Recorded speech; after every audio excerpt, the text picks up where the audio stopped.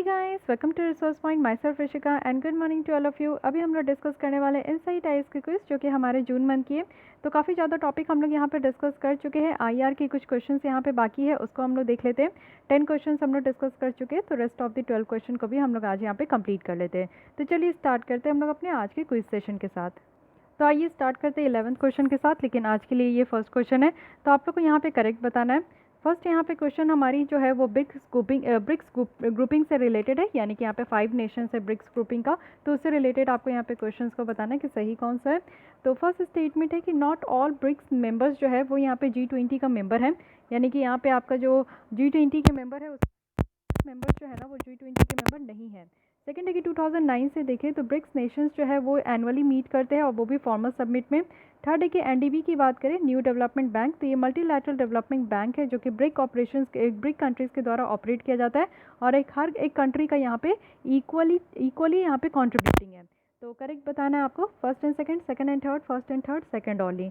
तो यहाँ पे करेक्ट ऑप्शन की बात करें हम लोग तो फर्स्ट स्टेटमेंट में अगर आप लोग ध्यान दोगे ब्रिक्स मेंबर में कौन कौन से आते हैं, तो यहाँ पे ब्राज़ील, रशिया, इंडिया, चाइना और साउथ अफ्रीका है।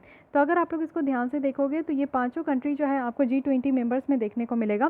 तो इसलिए यहाँ पे फर्स्ट स्टेटमेंट इनकरेक्ट हो जाता है और यहाँ पे सेकंड और थर्ड स्टेटमेंट बिल्कुल करेक्ट है। यहाँ पे जो एनडीबी आपका बनाया गया था, तो एनडीबी जो ये न्यू डेवलपमेंट बैंक है, न्यू डेवलपमेंट बैंक में देखने को मिलेगा कि ब्रिक्स कंट्रीज़ के द्वारा ये ऑपरेट किया जाता है और इसमें पाँचों कंट्रीज़ जो है ना उनकी इक्वल पार्टिसिपेशन है, यहाँ पे इक्वल कॉन्ट्रीब्यूशन है यहाँ पे। तो इसलिए यहाँ पे करेक्ट ऑप्शन हमारा बी हो जाता है। साथ ही ये एनुअली मीट करते हैं फॉर्मल सबमिट में, तो इतने चीज़ें आपको पता होना चाहिए। Coming to the second question, यहाँ पे है regional maritime information fusion centre से रिलेटेड। फर्स्ट है कि regional maritime information fusion centre की बात करें तो ये फंक्शन किसके अंदर किया जाता है, तो इंडियन ओशन कमीशन के अंदर। सेकंड है कि इसका एम है यहाँ पे कि मॉनिटर करना जो भी मैरीटाइम एक्टिविटीज़ है और फ्रीडम गारंटी देना। फ्रीडम किस चीज़ का, तो नेविगेशन का, वो भी पर्शियन गल्फ और स्ट्रेट ऑफ हॉर्मुज में। तो आपको यहाँ पे करेक्ट बताना है ए ओनली, बी ओनली, या फिर सी, या फिर बोथ, या फिर डी। तो यहाँ पे करेक्ट ऑप्शन की बात करें तो फर्स्ट बिल्कुल सही है। यहाँ पे अगर हम लोग बात करें regional maritime information centre information fusion centre का, तो इसका जो फंक्शन है वो इंडियन ओशन रीजन के, इंडियन ओशन कमीशन के ही अंदर में है। लेकिन ये सेकंड स्टेटमेंट यहाँ पे थोड़ा सा इनकरेक्ट है। डिटेल में मैं बताती हूँ कि क्यों इनकरेक्ट है। पहला यहाँ पे करेक्ट है, सो हमारा करेक्ट ऑप्शन यहाँ पे ए हो गया। ठीक है, आइए देख लेते हैं यहाँ पे क्यों इनकरेक्ट है। इंडिया के द्वारा जो है यहाँ पे आपका पोस्ट नेवी जो लिएजन ऑफिसर्स है उसको यहाँ पे देखा जा रहा है, वो भी regional maritime information fusion centre में जो कि मडागास्कर वाले रीजन में। साथ ही साथ यहाँ पे यूरोपियन मैरीटाइम सर्विलांस इनिशिएटिव भी है जो कि यहाँ पे स्ट्रेट ऑफ हॉर्मुज वाले रीजन में देखने को मिलेगा, जिससे कि यहाँ पे मैरीटाइम डोमेन अवेयरनेस इंप्रूव होगा। इसकी फंक्शन की बात करें तो यहाँ पे इंडियन ओशन कमीशन के अंदर ये फंक्शन किया जाता है, जिसमें से इंडिया जो है ना ऑब्जर्वर आपको देखने को मिलेगा कि मार्च 2020 से ये ऑब्जर्वर है। इसके साथ साथ जापान और यूनाइटेड नेशन भी है, ये मडागास्कर में बेस्ड है। और सेकंड जो यहाँ पे दिया गया था कि इसका एम है कि मैरीटाइम एक्टिविटी को मॉनिटर करना, फ्रीडम ऑफ नेविगेशन गारंटी देना पर्शियन गल्फ में, स्ट्रेट ऑफ हॉर्मुज में, तो ये आपका आता है यहाँ पे इसके अंदर, यानी कि European maritime surveillance initiative in the straight of Hormuz वाले यहाँ पे ऑर्गेनाइजेशन के अंदर। ओके, तो यहाँ पे ऑप्शन बी हो गया करेक्ट। आइए नेक्स्ट क्वेश्चन में चलते हैं, third question of the day. बहुत ही अच्छा क्वेश्चन है, ये आपको बताना है कि न्यूक्लियर आर्म्ड स्टेट कौन कौन से है। ठीक है, थोड़ा सा भी अगर आप लोग यहाँ पे कॉमन सेंस इस्तेमाल करोगे तो मे भी आप लोग आंसर तक पहुँच जाओ।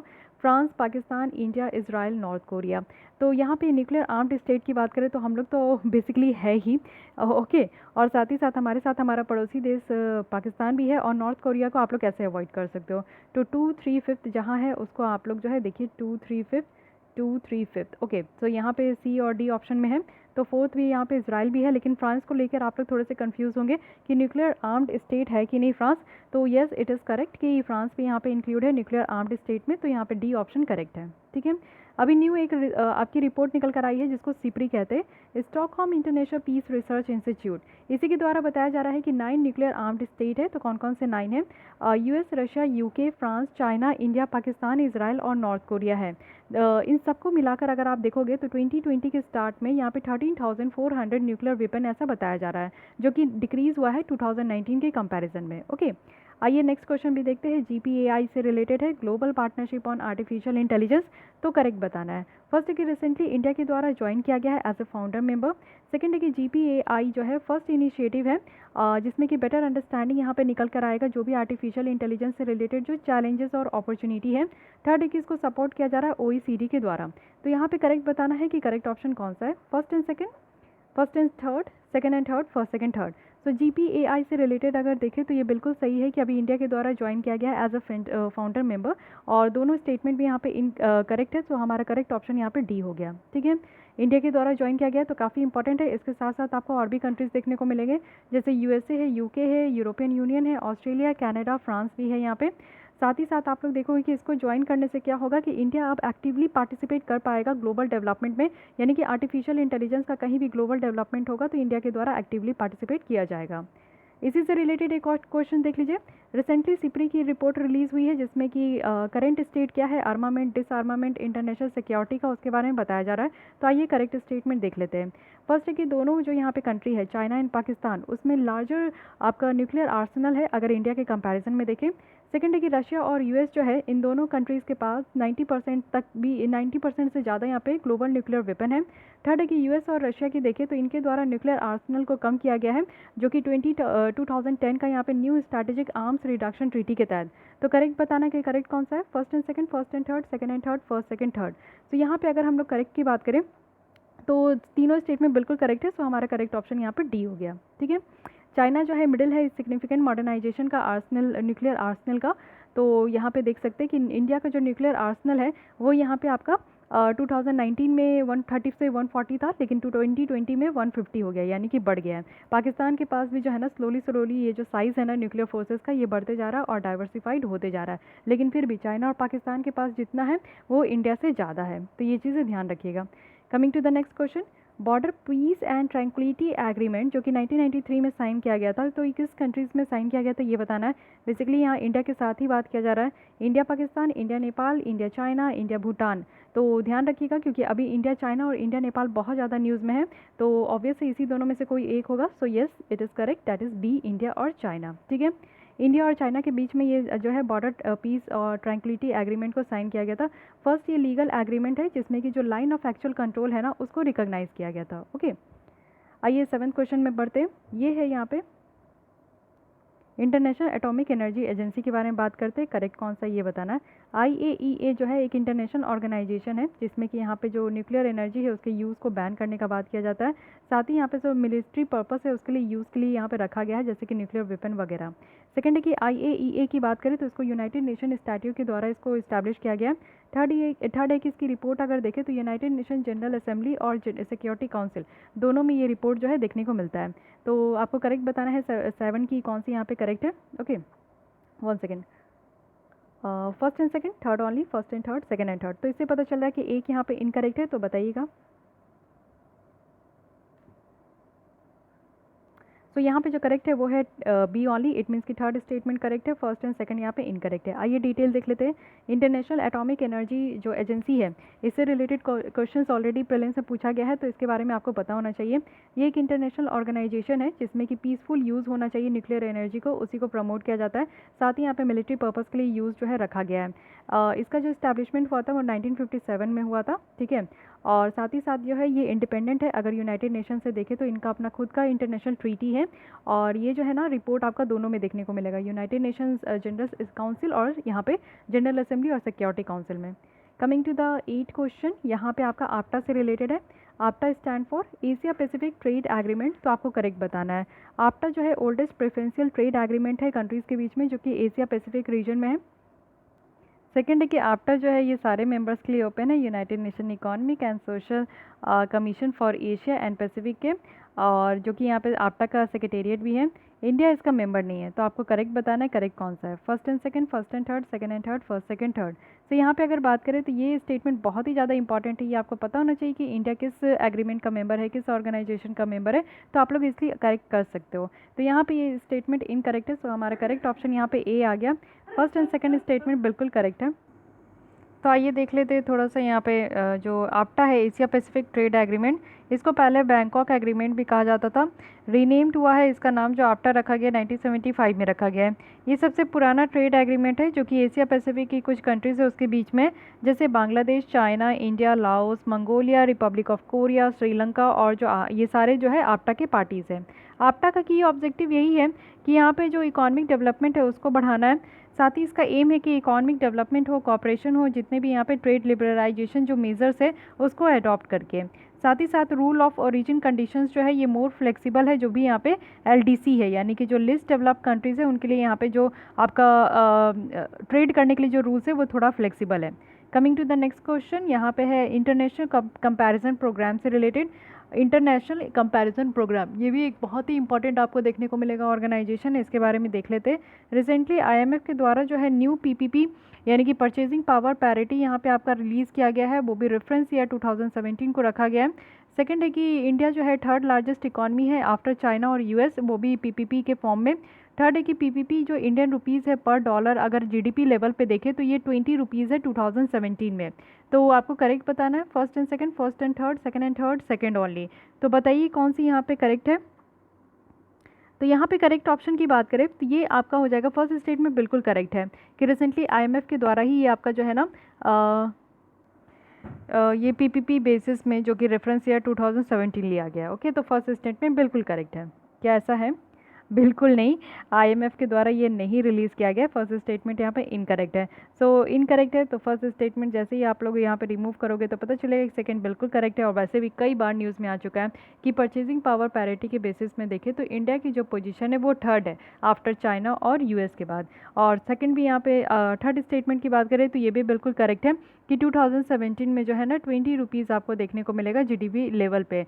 तो second and third statements are correct, so C is the correct option. World Bank के द्वारा ये आपका रिलीज़ किया गया है, इसलिए इसको ध्यान रखिएगा। साथ ही यहाँ पे देखिए तो ICP जो है largest world wide data collection initiative है और गाइडेंस जो दिया जाता है वो यूनाइटेड नेशन स्टैटिस्टिकल कमीशंस के द्वारा दिया जाता है, जिसका गोल है कि यहाँ पे जो परचेजिंग पावर पैरिटी है उसको यहाँ पे प्रोड्यूस करना है। ठीक है, नेक्स्ट आते हैं ICJ के बारे में है या इंटरनेशनल कोर्ट ऑफ जस्टिस के बारे में करेक्ट बताना है। फर्स्ट है कि इंटरनेशनल कोर्ट ऑफ जस्टिस जो है ये प्रिंसिपल जुडिशियल बॉडी है यूनाइटेड नेशन का। सेकंड है कि ICJ जो है इसमें 15 जजेस होते हैं, 5 ईयर्स के लिए इलेक्ट किए जाते हैं यूनाइटेड नेशन जनरल असेंबली और सिक्योरिटी काउंसिल के द्वारा। थर्ड है कि जजेस जो है वो री इलेक्ट नहीं होते। तो अब फिर से मैं बताती हूँ, कुछ कुछ स्टेटमेंट ऐसे होते हैं जो बार बार आप लोग न्यूज़ में भी पढ़ते हो, मेरे द्वारा पढ़ाया जाता है। अगर उस पर ध्यान दोगे तो आप लोग जो है आराम से जो है ना आंसर निकाल सकते हो। First and second, first only, first and third, first second third. तो यहाँ पे अगर थर्ड स्टेटमेंट की बात करें तो ये अपने आप में ही इनकरेक्ट है, क्योंकि आप लोगों को पता है कि इंडिया ही यहाँ पे जो है री इलेक्ट होकर आया इंडिया के जज। तो थर्ड स्टेटमेंट यहाँ पे इनकरेक्ट है। फर्स्ट बिल्कुल करेक्ट है, नो डाउट। सेकंड भी थोड़ा ध्यान दीजिएगा कि 15 जजेस तो बिल्कुल करेक्ट है, बट ये 5 ईयर टर्म्स के लिए नहीं होते, ये 9 ईयर टर्म्स के लिए होते हैं। सो दैट्स वाई यहाँ पे सेकंड स्टेटमेंट भी इनकरेक्ट है। सो हमारी correct option will be B. International Court of Justice ये यूनाइटेड नेशन का जुडिशियल बॉडी है, 1946 में इसको इस्टेब्लिश किया गया था। साथ ही यहाँ पे अगर हम लोग देखें तो इसका 2 मेन फंक्शन है। पहला है कि जो भी लीगल डिस्प्यूट है अगर किसी स्टेट के द्वारा यहाँ पे सबमिट किया जाता है तो उसको सेटल करना, और दूसरा है कि एडवाइजरी बॉडी जैसा ये एक्ट करता है, और यानी कि एडवाइस भी दिया जाता है और सेटलमेंट भी यहाँ पे होता है। ठीक है, मेंबर की बात करें तो जजेस है यहाँ पे 15 जज है जो कि 9 ईयर टर्म्स के लिए इलेक्ट होकर आते हैं, दोनों बॉडी के द्वारा, यूनाइटेड नेशन जनरल असेंबली और सिक्योरिटी काउंसिल के द्वारा। ठीक है, और इसके साथ साथ आप लोग देखो कि यहाँ पे कंटिन्यूटी को इंश्योर करने के लिए 1/3 जो कोर्ट के है ना 1/3 of the court is elected every 3 years. 3 years में यहाँ पे कोर्ट जो है इलेक्शन होता है। Coming to the next question, यहाँ पे 21st क्वेश्चन है, WTO के रूल्स के बारे में है, यानी कि नेशनल सिक्योरिटी क्लॉज जो कि यहाँ पे WTO के अंदर है। फर्स्ट है कि नेशनल सिक्योरिटी क्लॉज एक एक्सेप्शन है जिसमें कि WTO के मेंबर को ये अलाउ किया जाता है कि WTO के जो भी एप्लीकेशंस है उसको वो ब्रीच कर सकते हैं नेशनल सिक्योरिटी के पर्पज़ से। सेकंड है कि अगर इंडिया इन्वोक करता है नेशनल सिक्योरिटी कॉज तो इससे क्या होगा कि यहाँ पे इंडिया को अलाउ किया जाएगा कि टैरिफ इम्पोज करे, वो भी इंपोर्ट में जो कि एक कंट्री से किया जाता है, और दूसरे ट्रेडिंग पार्टनर्स को यहाँ पे एग्जेम्प्ट किया जा सकता है। तो आपको करेक्ट बताना है। तो यहाँ पे दोनों स्टेटमेंट बिल्कुल करेक्ट है, सो हमारा C ऑप्शन यहाँ पे करेक्ट हो गया। थोड़ा सा आप लोग को लग रहा होगा कि ऐसा कौन सा नॉर्म्स है जिसमें कि WTO के मेंबर को ये एग्जेम्पशन दिया गया है कि WTO के ऑब्लिगेशंस को वो ब्रीच करे, बट ये बिल्कुल करेक्ट है क्योंकि हर एक कंट्री अपने हिसाब से नेशनल सिक्योरिटी को लेकर चलते हैं। तो जो भी कंट्री को लगता है कि नेशनल सिक्योरिटी के लिए अगर वो अपने WTO के जो भी यहाँ पे रूल्स रेगुलेशंस अगर उसको ब्रीच करके ही उनकी नेशनल सिक्योरिटी अगर सही रह सकती है तो वो ये काम कर सकते हैं। Coming to the last question of the day, FATF के बारे में यहाँ पे करेक्ट बताना है। फर्स्ट है कि FATF जो है एक पॉलिसी मेकिंग बॉडी है जिसमें कि इंटरनेशनल स्टैंडर्ड को सेट किया गया है जिससे कि मनी लॉन्ड्रिंग और जो टेररिस्ट फाइनेंसिंग जैसी जो प्रॉब्लम है उसको यहाँ पे रोका जा सके। सेकंड है कि FATF एक इनिशिएटिव है G7 ग्रुप का। थर्ड है कि FATF जो है इससे सैंक्शनिंग पावर इंक्रीज होता है वो सारे कंट्रीज़ में जो कि FATF के ब्लैक लिस्ट में आपका लिस्टेड है। तो आपको करेक्ट बताना है। First and second, first and third, second and third, first only. First की बात करें तो बिल्कुल करेक्ट है। FATF जो है एक पॉलिसी मेकिंग बॉडी है जिसमें कि इंटरनेशनल स्टैंडर्ड सेट किया जाता है जो कि मनी लॉन्ड्रिंग और टेररिस्ट फाइनेंसिंग के लिए। सेकंड भी बिल्कुल करेक्ट है, ये जो इनिशिएटिव है ये G7 का है, लेकिन थर्ड यहाँ पे इनकरेक्ट है। सो हमारा करेक्ट ऑप्शन यहाँ पे ए हो गया, ठीक है। फर्स्ट से सेकंड स्टेटमेंट यहाँ पे करेक्ट है। FATF की बात करें तो इसकी जो इस्टेब्लिशमेंट हुई है वो 2001 में हुई थी, 1989 में हुई थी, और इसका मेन फंडा यहाँ पे सिर्फ मनी लॉन्ड्रिंग को ही था। 2001 में जो है टेररिस्ट फाइनेंसिंग को भी इसमें इंक्लूड किया गया था। FATF की सेक्रेटेरिएट देखें तो OECD का जहाँ पे हेडक्वार्टर है पेरिस में, वहीं पे देखने को मिलेगा। FATF की जो ब्लैक लिस्ट है उसका अगर इफेक्ट देखें तो काफ़ी सिग्निफिकेंट है। यहाँ पे आप लोग देखोगे कि इंटरनेशनल एफर्ट्स के लिए काफ़ी ज़्यादा इंपॉर्टेंट है, जिसके थ्रू यहाँ पे आपका मनी लॉन्ड्रिंग को रोका जाता है। लेकिन यहाँ पे आप लोग देखो कि FATF की जो ब्लैक लिस्ट है ना, उसमें इस तरीके का नहीं है कि आपका कोई भी जो है सैंक्शन चले। ब्लैक लिस्ट में आपका कोई भी फॉर्मल सैंक्शन नहीं चलता है, तो यहाँ पे इसलिए थर्ड स्टेटमेंट हमारा इनकरेक्ट हो गया। सो गाइज हमारे IR के भी 12 क्वेश्चंस यहाँ पे कंप्लीट हो गए। तो आपको बताना है कि आउट ऑफ 12 आपको कितने मार्क्स आए, ज़रूर मेरे साथ शेयर कीजिएगा। बाकी फिर भी आपको ये लेसन अच्छी लगती है, अगर आपको हेल्पफुल लगती है तो लाइक कीजिए, अपने दोस्तों के साथ भी शेयर कर सकते हैं। फिर भी कोई डाउट, कोई सजेशन है तो कमेंट करना ना भूलें, एंड मेक श्योर कि आपने मेरे चैनल को सब्सक्राइब कर लिया है। Thank you.